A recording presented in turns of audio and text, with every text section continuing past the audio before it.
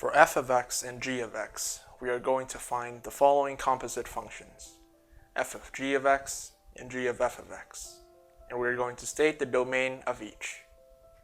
Our f of x is going to be x minus 5 over x plus 8. Our g of x is going to be x plus 4 over x minus 7. Now this notation here, FOG, means f of g of x.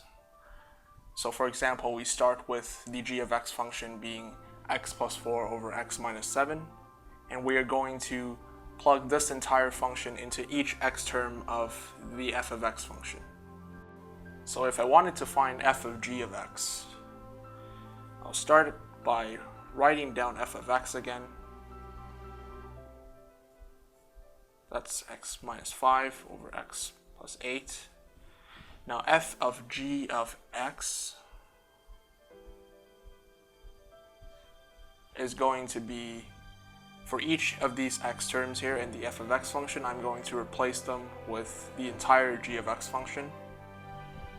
So for example, there's an x on the numerator here. I replace that with the entire g of x function, x plus 4 over x minus 7. And then the minus 5 comes separately. Do not include that in our fraction here.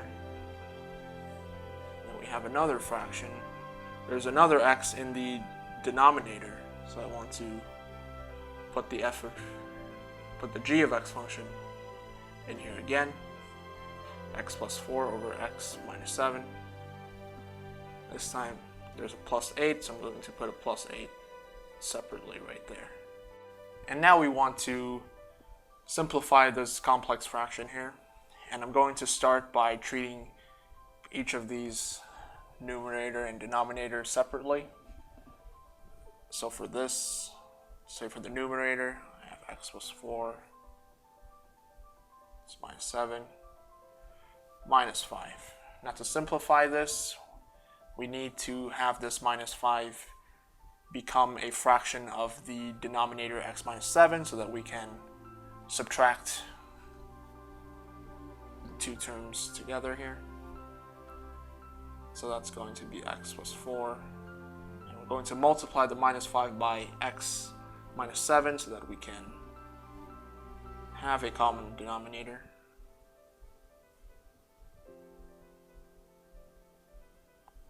Like so. This is over x minus 7. Then we want to distribute the minus 5 into each of these terms to get rid of the brackets. So the x plus 4 remains the same. Now minus 5 times x is minus 5x. Minus 5 times minus 7 plus 35. And over x minus 7. And now we combine the like terms. X minus 5x minus 4x. 4 plus 35 plus 39. And over x minus 7. So now we've successfully combined the numerator into one single fraction. And now I'm going to do the same for the denominator. So that's going to be x plus 4 over x minus 7, then plus 8. We want to simplify this. Once again, to perform this addition, we want to have the plus 8 be in a fraction with the denominator x minus 7. So that's going to be x plus 4 plus 8 multiplied by x minus 7. And now they will have a common denominator. Expand the bracket out. Plus 8 times x is 8x. 8 times minus 7, minus 56 over x minus 7. And when we combine like terms, x plus 8x is 9x. And plus 4 minus 56 is minus 52. And over x minus 7. So now we've simplified the numerator and denominator. And to write that out in a single complex fraction is going to look like this. Minus 4x plus 39 over x minus 7 over 9x minus 52 over x minus 7. So now I want to divide these two fractions by each other, and an easy way to do so is I'm going to multiply the top fraction by the inverse of the bottom fraction.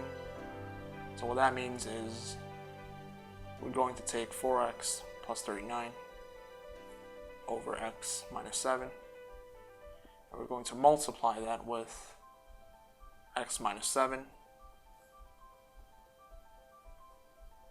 over 9x minus 52. And you'll notice that when you combine the factors on the numerator and denominator together, that these two, the x minus 7s, will cancel out anyway. So then you should be left with minus 4x plus 39 over 9x minus 52. Now minus 4x plus 39 over 9x minus 52 is in fact our composite function f of g. However, we still need to state the domain of f of g. Now the domain of f of g is going to include the values that are defined for both the functions f of g and g of x. Now I see here that there is a division symbol in both g of x and f of g, so I'm going to look to avoid division by 0 because that would be undefined. So for f of g here, the values of x that would give me a denominator of 0 are going to be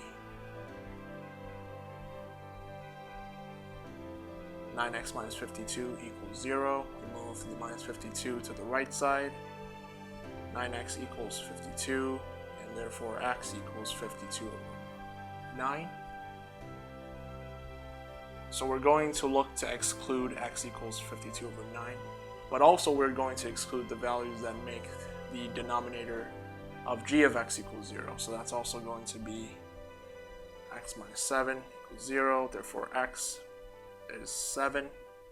So these are the two values of x that we're going to exclude from our domain, which means that my domain of f of g, we start with x as all real numbers, and then we exclude